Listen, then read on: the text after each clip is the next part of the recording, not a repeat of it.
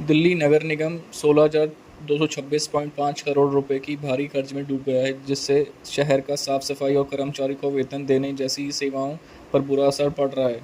दिल्ली की गलियों में कूड़े का ढेर और सड़कों पर गंदगी का आलम अब आम बात हो चली है, लेकिन इसके पीछे वजह सिर्फ लापरवाही नहीं बल्कि नगर निगम एमसीडी को की चरमराती माली हालत भी है। हाल ही में आए आंकड़ों ने एमसीडी के आर्थिक तंगों से उजागर किया है, जहां कर्ज का बोझ 14,000 करोड़ से बढ़कर 16,226.5 करोड़ रुपए तक पहुंच गया। सालाना 17,000 करोड़ के बजट साथ एमसीडी इस कर्ज के जाल में निकलने के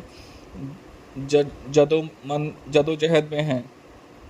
एमसीडी की बैलेंस शीट इस वक्त झगझगाती नजर आ रही है। दिल्ली की मुख्यमंत्री रेखा गुप्ता के साथ ताज़ा समीक्षा बैठक में एमसीडी ने अपनी बदहाल स्थिति का खुलासा किया। कर्मचारियों की पेंशन, ठेकेदारों का बकाया भुगतान, कूड़ा प्रबंधन कंपनियों के लिए फंड, दिल्ली सरकार से लिया गया भारी भरकम कर्ज, ये सब मिलकर एमसीडी को आर्थिक संकट में धकेल रहे हैं। कर्मचारियों के रिटायरमेंट लाभ और बकाया 3,605 करोड़ रुपए तक पहुंच गया है।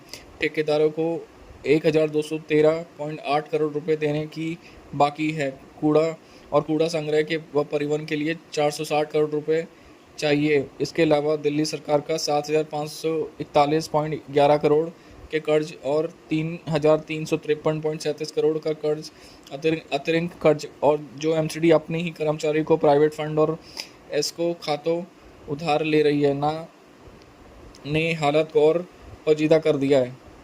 एमसीडी के कमिश्नर अश्विनी कुमार ने हाल ही में स्टैंडिंग कमेटी की बैठक में साफ-साफ कहा कि पैसे की कमी दिल्ली की साफ सफाई सबसे बड़ी रुकावट बन रही है। कूड़ा प्रबंधन कंपनियों को 90 करोड़ की ज़रूरत के मुकाबले सिर्फ 70 करोड़ रुपए मिल पा रहे हैं, जिसका उनका काम प्रभावित हो रहा है। कमेटी ने इन कंपनियों पर जुर्माना लगाने की बात तो उठाई, लेकिन असल दिक्कत तो फंड की कमी है। मेयर राजा इकबाल सिंह ने बताया कि मुख्यमंत्री ने आश्वासन दिया कि धन की कमी को दूर किया जाएगा। बीजेपी शासित एमसीडी और दिल्ली सरकार मिलकर इस समस्या को हल निकालने की कोशिश में है, ताकि शहर की साफ सफाई को पटरी पर लाया जा सके। एमसीडी ने अपने आर्थिक हालत को सुधारने के लिए दिल्ली सरकार के कई तरह की राहत मांगी है। प्रॉपर्टी ट्रांजैक्शन पर लगाने वाली ट्रांसफ़र ड्यूटी को 3% से घटाकर 0.25% करने की मांग की गई है, ताकि एमसीडी की कमाई बढ़ सके।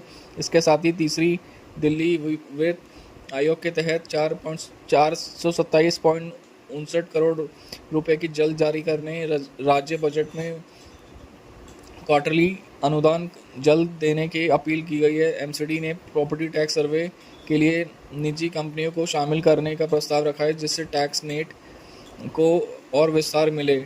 एमसीडी अपनी कमाई बढ़ाने के लिए कदम उठा रही है। प्रॉपर्टी टैक्स ने एमनेस्टी स्कीम नई पहल जारी, अब तक 1,980 करोड़ रुपए जमा किए गए हैं, जो पिछले साल की तुलना में 18% ज़्यादा है। टैक्स देने वालों की संख्या भी बढ़ी है। प्रॉपर्टी टैक्स सर्वे के लिए निजी कंपनियों को शामिल करने की योजना से एमसीडी को उम्मीद है